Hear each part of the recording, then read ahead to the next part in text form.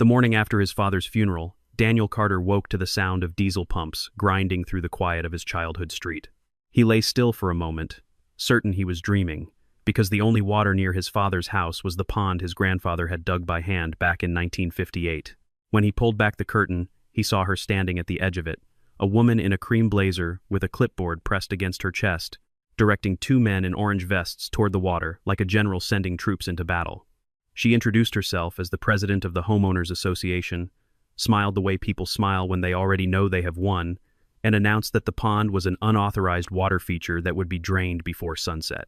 Daniel had buried his father less than 18 hours earlier, and the suit he had worn to the funeral still hung over his bedroom chair, the tie still knotted, as though some part of him refused to admit the day had truly ended. He did not yet know that a single sentence written in fading ink, sealed inside a steel box at the bottom of that very pond, was about to cost this woman and her association $290,000, and everything she believed about her own authority. In 1958, the land on the edge of town was still mostly fields, dirt roads, and the kind of silence that only existed before subdivisions had names like Brookstone Hollow or Cedar Ridge Estates. Thomas Carter had bought 4 acres with money saved from 3 years of factory work, and the first thing he did, before he even finished framing the house, was dig a pond by hand. Neighbors thought he was foolish, spending his evenings up to his knees in clay and groundwater instead of resting after 12-hour shifts at the plant. But Thomas had grown up on a farm that lost everything during a drought, and he never wanted to feel that kind of helplessness again. He worked through 3 full seasons,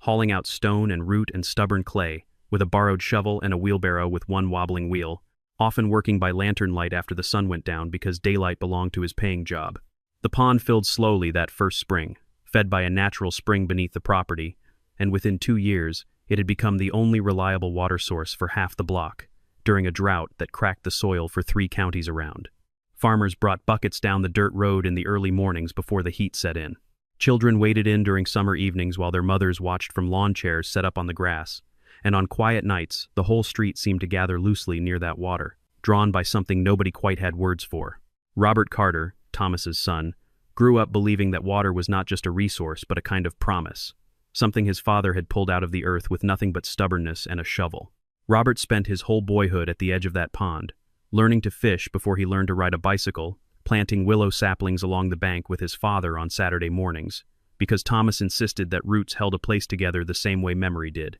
He remembered, even as an old man, the exact way his father's hands had guided his own small fingers around the trunk of that first sapling,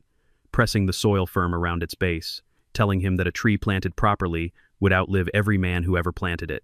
Over the decades, the trees grew tall enough to shade half the water, and the pond filled with bluegill, snapping turtles, a family of mallards that returned every spring like clockwork, and frogs whose chorus became the background music of every summer night in Robert's memory. When Thomas passed away in 1991, Robert took over the care of the pond the way some men take over a family business, checking the water level every week, clearing fallen branches every autumn, replacing the wooden dock his father had built when it finally rotted through in 2003.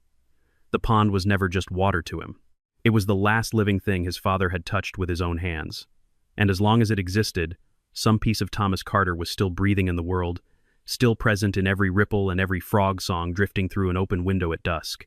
Daniel grew up the same way his father had, barefoot on that bank, catching fireflies in jars his grandmother had washed out from canned peaches, listening to his father tell the same story every summer about a man with a shovel and a dream, too stubborn to die. He remembered, as a boy of 7 or 8, asking his father why the pond mattered so much when there were swimming pools just a few streets over, clean and blue and chlorinated, requiring none of the upkeep this one demanded. Robert had only smiled at the question, dipping his hand into the water and letting it run between his fingers before answering that a pool was something you bought, but a pond like this one was something you earned, something a man built with his own back and his own sweat, and that kind of thing deserved to be protected differently than something purchased from a catalog. When Robert's health began failing 2 years ago, Daniel moved back into the house to care for him, and in those final months, father and son spent most evenings sitting by the water in folding chairs, saying very little, because there was nothing left that needed to be said between 2 men who already understood each other completely. Robert died on a Tuesday in early spring, peacefully, with the sound of frogs drifting in through an open window. The last thing he asked his son, in a voice barely above a whisper, was to promise that the pond would still be there when his grandchildren someday came to visit. Daniel promised,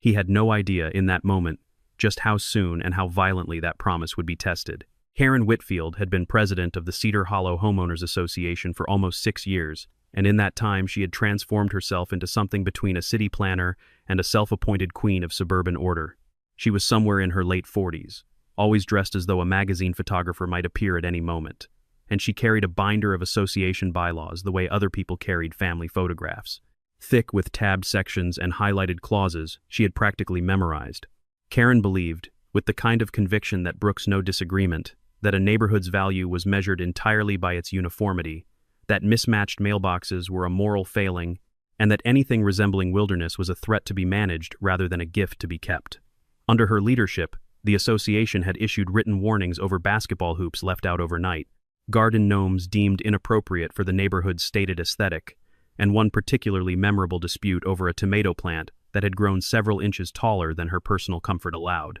The Carter property, with its old pond, its untrimmed willows, and its general refusal to look like every other lawn on the street, had been sitting on her list of grievances for years. But Robert Carter, sick as he was, had always fought her efforts to interfere, sending back every notice with a polite but unmovable refusal that infuriated her more than she ever admitted aloud.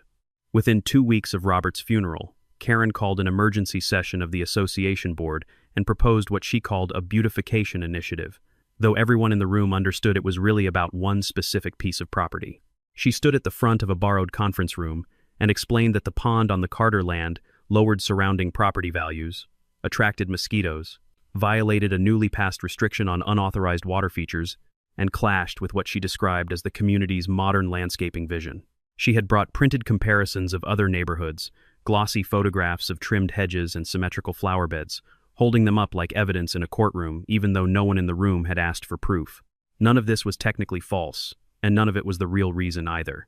Karen wanted that land to look like the rest of the neighborhood, manicured and predictable, and more than that, she wanted to prove that no resident, no matter how long their family had lived there, could ignore her authority and get away with it. The board, intimidated by her energy and unwilling to argue, approved her proposal in less than 15 minutes, several members later admitting privately they had only voted yes to end the meeting sooner. 2 days later, a notice appeared taped to Daniel's front door, official-looking, stamped with the association's logo, informing him that the unauthorized water feature on his property must be fully drained within 48 hours, or the association would proceed with remediation at the homeowner's expense. Daniel read it twice, certain it had to be some kind of mistake, then drove straight to the small office the association kept above a strip mall dry cleaner, the same office Robert had visited a dozen times over the years to fight similar battles. Karen was waiting for him, seated behind a desk with her hands folded, already prepared for the conversation as though she had rehearsed it the night before, her clipboard set neatly beside a stack of bylaw printouts.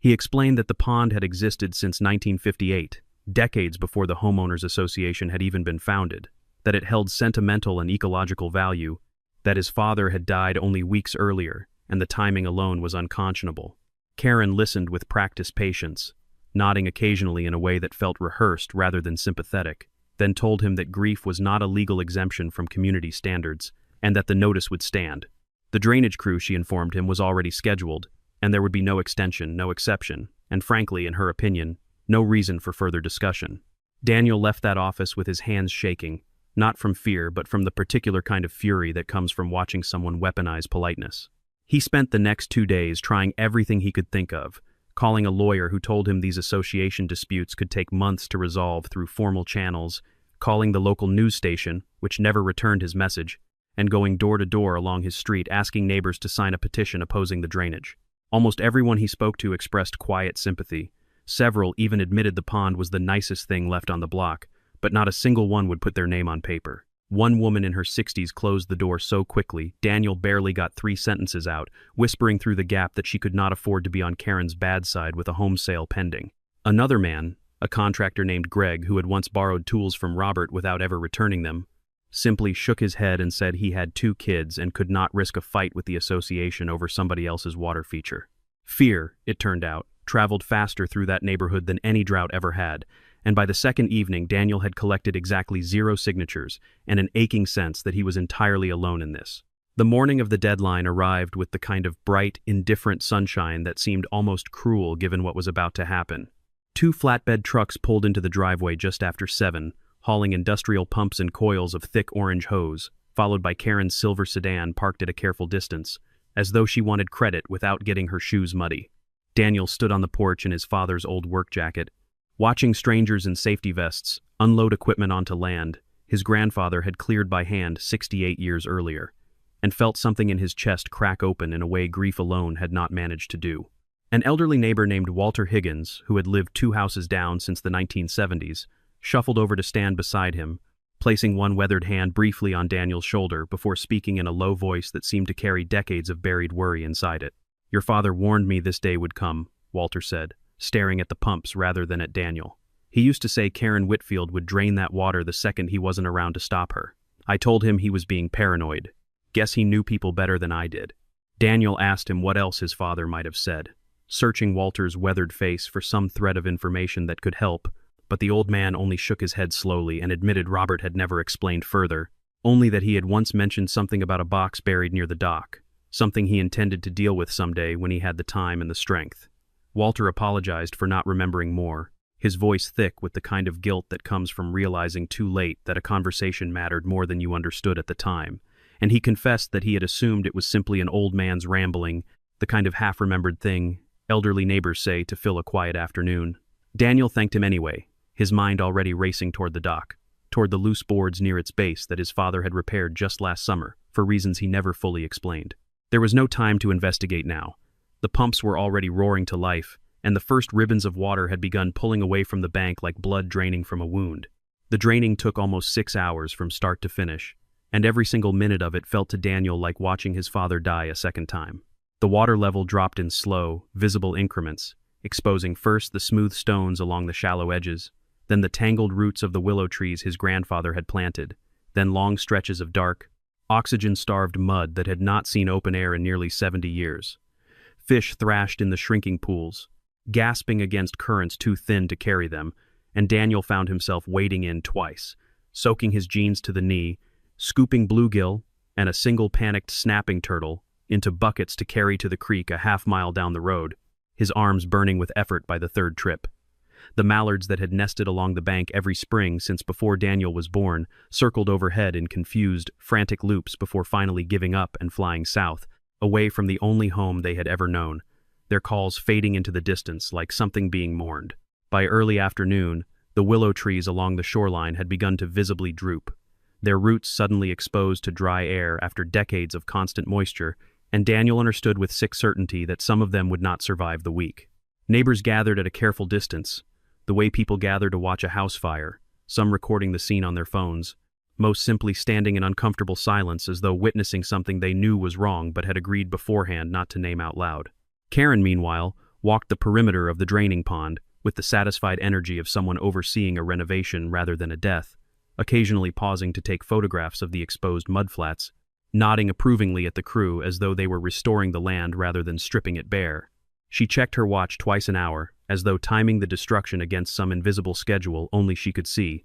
and at one point instructed a worker to angle the hose differently so the runoff would not pool too close to her parked sedan. Around 4 in the afternoon, with the basin nearly empty and the smell of disturbed mud thick in the air, Karen posted to the association's community page a triumphant little announcement reading simply that the Community Improvement Initiative had been completed successfully and that residents could expect updated landscaping guidelines within the month. She included a photograph of herself standing at the edge of the drying basin, arms crossed, smiling the kind of smile reserved for people who believe history will remember them fondly. Daniel saw the post on a neighbor's phone and said nothing, because by then his attention had shifted entirely to the far side of the dock, where a worker had just called out that the suction hose had caught on something solid buried deep in the mud. It was nearly 5 o'clock, with barely an inch of standing water left across the entire basin, when one of the crew members called out that something metal had caught against the suction hose near the old dock. Daniel pushed past the orange tape Karen's people had strung up and waded into the remaining muck, his boots sinking past the ankle with every step, until he reached the spot the worker was pointing toward. There, half buried beneath 7 decades of settled silt, was the unmistakable corner of a steel box, rusted at the edges but still solid, wedged into a small shallow beneath what had once been the dock's foundation post. Daniel's hands trembled as he worked it free, mud sucking at the lid as though the earth itself were reluctant to release it. And the moment he lifted it into the fading afternoon light, he understood instinctively that whatever was inside had been placed there deliberately, and kept secret for a very long reason. Karen called after him, asking what he had found, her voice carrying an edge of curiosity she could not quite disguise as indifference. But Daniel did not answer, already moving toward the house with the box clutched tightly against his chest. He carried the box back to the house, cradled against his chest like something sacred, ignoring Karen's voice calling after him a second time, and set it on his father's old kitchen table before attempting to force the corroded latch with a butter knife and then, finally, a pair of pliers from the garage. Inside, wrapped in waxed cloth that had somehow kept most of the moisture out, he found a small collection of photographs showing his grandfather knee-deep in fresh mud, back in 1958, grinning with the particular pride of a man who had built something with nothing but his own 2 hands. Beneath the photographs lay a hand-drawn map of the property, a few personal letters written in Thomas Carter's distinctive slanted handwriting, addressed to no one in particular, and seemingly written just to record his own thoughts. And at the very bottom, folded into careful thirds and slightly yellowed with age, a typed legal document bearing an official notary stamp dated several decades earlier. Daniel unfolded it slowly, scanning lines of dense legal language he barely understood, until his eyes caught a single underlined sentence near the bottom that made the rest of the world go quiet around him, the roar of the pumps outside seeming to fade into nothing as he read it twice. Then a third time, just to be certain he had understood it correctly. He called the family lawyer that same evening, a woman named Patricia Vance, who had handled his father's estate and had known Robert Carter for nearly 20 years, and read the document aloud over the phone while pacing the length of the kitchen, his voice catching slightly on the legal terms he was not entirely sure he was pronouncing correctly. Patricia asked him to send a photograph immediately, then went silent for almost a full minute after receiving it, long enough that Daniel began to wonder if the call had dropped. When she finally spoke again, her voice carried a kind of careful excitement that lawyers rarely allow themselves to show, the kind reserved for moments when a case shifts entirely beneath their feet. "Daniel," she said slowly, "I need you to bring me the original document first thing tomorrow morning. If this is what I think it is, and if it holds up the way it appears to, this could change absolutely everything about what happened on your property today." Patricia spent the following 2 days poring over the document with a magnifying lamp and a stack of old county records, cross-referencing language, signatures, and notary seals against archives that dated back to the original development of the land, occasionally calling Daniel with small updates that left him more anxious than informed. Most of what Thomas Carter had written in 1958 read like ordinary property correspondence, descriptions of boundary lines, water rights tied to the natural spring, and a brief account of why he had chosen to dig the pond in the first place, rather than rely on the county's unreliable water supply during dry seasons. It was the final paragraph, however, that made Patricia sit back in her chair and read it 3 times before allowing herself to believe what she was seeing. In careful, deliberate language, notarized and witnessed by 2 separate parties whose signatures still appeared legible after nearly 70 years, Thomas Carter had written a binding clause stating that should the pond ever be destroyed, drained, or otherwise damaged by the action of any third party not authorized by the property owner, that third party would bear full legal and financial responsibility for every cost of restoration, every measure of ecological damage, and every loss of established landscape value. It was, in essence, a protective covenant attached directly to the land itself, recorded decades before any homeowners association in that county had ever existed, and crucially, it had never been formally rescinded, overwritten, or challenged in any subsequent filing throughout the decades that followed. Patricia explained to Daniel that covenants like this, properly notarized and tied to the deed rather than to an individual, often survive changes in property law, specifically because no later document had ever addressed or nullified them, a quiet legal loophole that most people never had reason to discover. The Homeowners Association, founded nearly 3 decades after Thomas Carter notarized that clause, had no legal standing to retroactively override a property right that predated its very existence, regardless of how many bylaws Karen kept tucked into her binder. Karen Whitfield and her board had drained a pond that their own organization had never possessed the authority to touch in the first place. And in doing so, they had triggered a liability clause that had been quietly waiting, sealed in a steel box, for almost 70 years, patient in a way only paper and ink can be. When the association received Patricia's formal letter outlining the discovery, an emergency board meeting was called within 24 hours, and for the first time in Karen Whitfield's tenure as president, the energy in the room belonged entirely to panic rather than control. The association's own retained attorney, a cautious man named Gerald Whitcomb who had spent most of his career avoiding exactly this kind of exposure, read through the document twice before setting it down and delivering the kind of sentence no board president ever wants to hear from their own counsel, his tone flat and entirely without sympathy for the position Karen had put them in. "We have a problem," Gerald said quietly, looking directly at Karen rather than the rest of the board.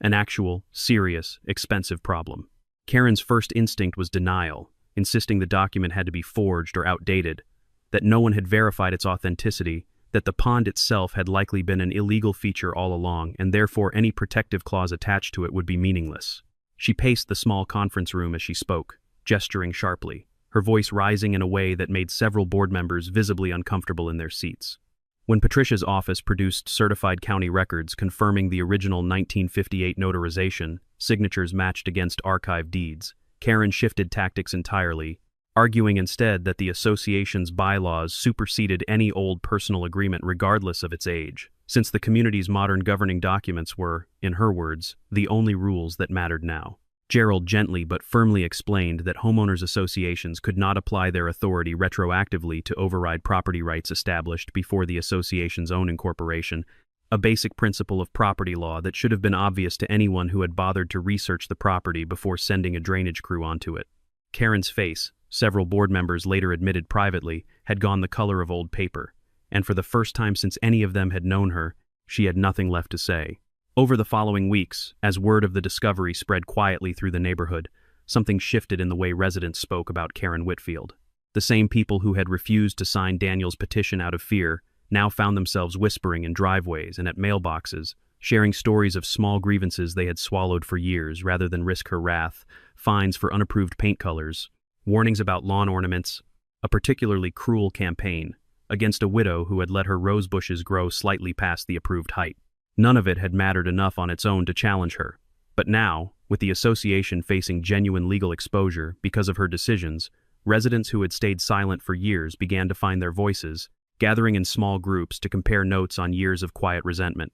Walter Higgins, in particular, started telling anyone who would listen that he had warned Robert Carter years earlier this exact thing might happen, and that he intended to say so under oath if it came to that, repeating the story so often that it became something of a local legend even before the case reached court. During those same weeks, while the association quietly scrambled to understand the scope of its exposure, Daniel found himself returning often to the empty basin behind his father's house, sitting on an overturned bucket near the dried mud where the dock used to meet the water, trying to picture his grandfather there in 1958 with nothing but a shovel and an idea nobody else believed in. He thought about how strange it was that the very document meant to protect something fragile had been forced to wait nearly 7 decades, buried in darkness, useless until the worst possible moment finally arrived to call it forward. Patricia warned him more than once that legal victories, even strong ones, often took far longer than people expected, and that Karen's attorney would almost certainly attempt every available delay before allowing the matter to reach a courtroom. Daniel told her he did not care how long it took, because for the first time since his father's funeral, he finally had something solid to hold on to besides grief, something his grandfather had handed down to him without either of them ever meeting. It did come to that. Patricia filed suit on Daniel's behalf within a month, naming the Homeowners Association directly and seeking damages for ecological destruction, restoration costs, emotional distress tied to the desecration of a family memorial property, and attorney's fees accumulated through the association's refusal to settle privately before litigation. The case moved through the county court faster than most civil disputes, partly because the documentary evidence was so unusually clear, and partly because the judge assigned to the case, a woman named Eleanor Briggs, known for her impatience with what she called bureaucratic overreach, seemed personally unimpressed with homeowners associations in general, having presided over 2 similar disputes in the previous year alone. On the morning of the hearing, Patricia laid out the case methodically, beginning with the 1958 photographs showing Thomas Carter standing in fresh mud beside the pond he had just finished digging, moving through the hand-drawn property map that established the water feature's original boundaries, and calling Walter Higgins to testify about decades of personal history with the property, including conversations with Robert Carter about his ongoing fear that the association might one day target the pond. Walter's testimony, delivered in a slow, deliberate voice that seemed to carry the weight of every year he had spent on that street, drew visible sympathy from several jurors and even, briefly, a softened expression from Judge Briggs herself. The defense, led by Gerald Whitcomb with visible reluctance, attempted to argue that the covenant's language was ambiguous, that mosquito control regulations justified the drainage, regardless of property history, and that the association had acted in good faith based on what it believed were legitimate community concerns. Judge Briggs listened to each argument with a kind of patient, deliberate attention that made everyone in the room visibly uncomfortable, occasionally pausing the proceedings to ask pointed questions that left the defense fumbling for footing, particularly when she asked, almost casually, whether anyone on the board had bothered to check county records before authorizing the drainage. Several other residents, emboldened by Walter's willingness to speak openly, asked Patricia if they too could offer testimony, and though most of their stories were not strictly relevant to the legal question at hand, Judge Briggs allowed a handful of brief statements describing the broader pattern of intimidation the association had practiced over the years. One mother described receiving 3 separate warnings over a swing set her children had used for less than a season, while an older man recounted being threatened with a lien over hedges he insisted were no more than 2 inches out of compliance. None of these stories changed the legal outcome of the case, but together they painted a picture for the court of an organization that had grown comfortable wielding fear as a management tool long before it ever turned its attention toward the Carter family's pond. The moment that seemed to settle the entire courtroom into stillness came when Patricia introduced the original 1958 document itself.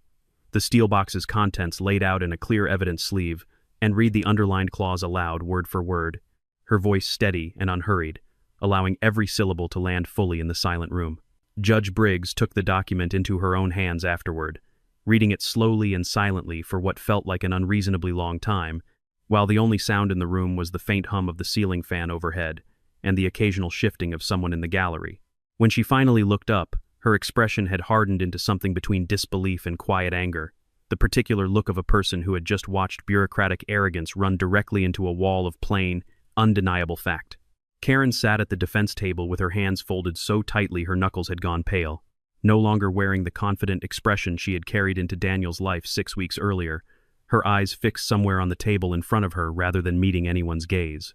Judge Briggs delivered her ruling 3 days later, in a written decision Patricia later described as one of the most thoroughly worded judgments she had ever read in a property dispute case.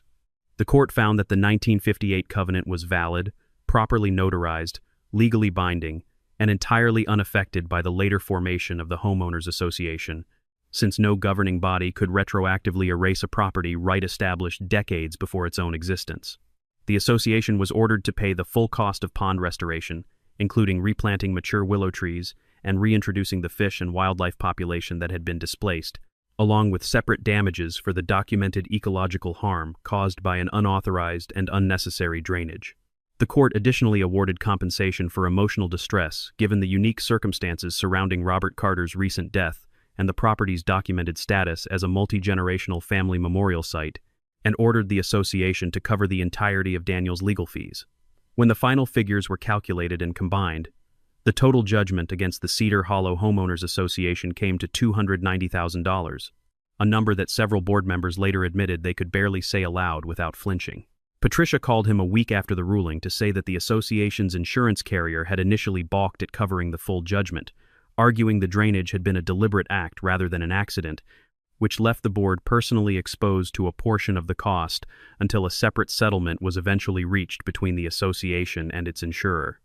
Daniel listened to this news without much satisfaction, since by then his thoughts had already drifted away from Karen Whitfield entirely and toward the much slower, much quieter work of bringing the water back. He told Patricia he appreciated everything she had done, but that he was finished thinking about lawsuits and board votes, and that what mattered now was simply getting the willows back into the ground before the next planting season passed them by. The financial blow alone would have been enough to end most ordinary disputes, but for Karen Whitfield, the real consequence arrived in a different form entirely. Within a week of the ruling, an emergency vote was called among the general membership of the association, and for the first time in 6 years, residents who had spent that entire period too intimidated to speak up suddenly found themselves more than willing to do so. Story after story emerged during that meeting. The widow's rose bushes, the warnings over paint colors, a young family fined for a basketball hoop left in their driveway overnight, each grievance small on its own but devastating in accumulation, painting a picture of years spent under quiet, unnecessary fear. Karen attempted to defend her record, insisting that strict enforcement had protected everyone's property values for years, her voice rising with the same confidence she had once carried into Daniel's life, but the room had already turned against her, in a way that no amount of polished argument could reverse. By the end of the meeting, the membership voted overwhelmingly to remove her from the presidency, and for the first time since Daniel could remember attending any neighborhood gathering, the room broke into spontaneous applause, a sound that seemed to surprise even the people making it. In the months following the verdict, Karen Whitfield largely disappeared from neighborhood life, no longer seen walking her usual evening route past the rows of houses she had once policed so carefully, and the few times residents did spot her, she kept her eyes forward and her pace quick, as though hoping to pass through her own street unnoticed. Walter Higgins mentioned once that he saw a moving truck parked outside her house the following autumn, though no one confirmed whether she had actually left the neighborhood for good or simply moved to a quieter section of town where her name carried less weight. Daniel never went looking for confirmation either way, deciding early on that whatever became of Karen Whitfield mattered far less to him than what became of the water his grandfather had pulled out of the earth by hand. The association itself elected a new president within the same season, a soft-spoken accountant named Marjorie Dunn, who immediately suspended several of the more aggressive enforcement policies Karen had championed. And under her leadership, the neighborhood settled into something closer to the quiet, unremarkable peace it had known before any of this began. It took nearly a full year for the restoration work to be completed properly, since rebuilding a healthy pond ecosystem required far more patience than draining one ever had. Contractors, specializing in wetland restoration, worked through the spring and summer, carefully rebuilding the natural clay basin Thomas Carter had originally shaped by hand, replanting willow saplings along the bank in roughly the same arrangement his grandfather and father had once planted them together, and slowly reintroducing fish species suited to the property's natural spring feed. Daniel oversaw nearly every stage of the process personally, often standing at the edge of the construction in the same spot where he had once watched the water disappear, feeling something close to relief each time a new section refilled, and the reflection of the surrounding trees reappeared on its surface, however faint and temporary at first. There were setbacks along the way, a contractor who initially miscalculated the clay mixture and had to redo an entire section, a late frost that killed 2 of the newly planted saplings, but each obstacle felt smaller than the ones that had come before, manageable in a way the original loss had never been. By the following spring, the pond had returned almost entirely to what it had once been. The willows tall enough again to cast shade across half the water, bluegill darting beneath the surface, and to nearly everyone's quiet delight, the same family of mallards returning unprompted to nest along the bank exactly as they had every year before the drainage. Children from the neighborhood, including some belonging to families who had once been too afraid to sign Daniel's petition, began showing up on weekend afternoons with simple cane poles, casting lines into water their own parents had watched disappear just a year earlier, laughing in a way that suggested they had no memory of the basin ever standing empty. Walter Higgins took to sitting on a bench near the dock most evenings, watching the activity with the satisfied expression of a man who had finally seen an old debt repaid in full, occasionally calling out gentle advice to the younger children about where the fish liked to hide in the late afternoon shade. Patricia visited the property once during that final spring, walking the bank slowly beside Daniel while he pointed out which trees had survived the drainage and which had needed to be replaced entirely, and she admitted to him that in 20 years of practicing property law she had never once seen a case quite like this, a single sentence written by a man who had been dead for decades, reaching forward through time to protect the very thing he loved most. Daniel told her that his grandfather had never finished high school, had never owned a suit until his own funeral required one, and would have found it almost funny that a piece of paper he typed up on a borrowed typewriter one quiet evening had eventually outmaneuvered an entire association full of lawyers and bylaws. Patricia laughed at that, the first real laugh Daniel had heard from her since the whole ordeal began, and said that sometimes the most powerful protections in the world were written by people who never expected anyone to need them. Daniel commissioned a small bronze plaque to be mounted on a post near the dock, simple in design, bearing only a name and a date, built by Thomas Carter, 1958, so that anyone passing by would understand exactly what the water in front of them represented and exactly how long it had survived, regardless of who had once tried to erase it. On the 1-year anniversary of his father's passing, Daniel walked to the old oak tree at the edge of the property, the same tree his grandfather had planted alongside the original willows nearly 70 years earlier, and gently placed his father's ashes into the soil beneath its roots, close enough to the water that the sound of it would always be near, the way it had been near his father's bedroom window every night of his life. He stood there for a long while afterward, listening to the frogs beginning their evening chorus exactly as they had every summer of his childhood, and found himself speaking out loud, quietly, to no one in particular except perhaps his father and grandfather both, his voice barely louder than the breeze moving through the willow branches above him. "Some people think a legacy is just land," Daniel said softly, watching the last light catch the surface of the water. My father taught me that a legacy is a promise you keep, even after the person who made you make it is no longer there to remind you. The camera of memory, if such a thing existed, would have pulled slowly backward in that moment, away from the dock, away from the old oak tree, until the entire property settled quietly into frame, the pond glowing orange and gold under a setting sun, the willow trees swaying gently along its edge, the birds returning one by one to roost in branches that had finally stopped grieving.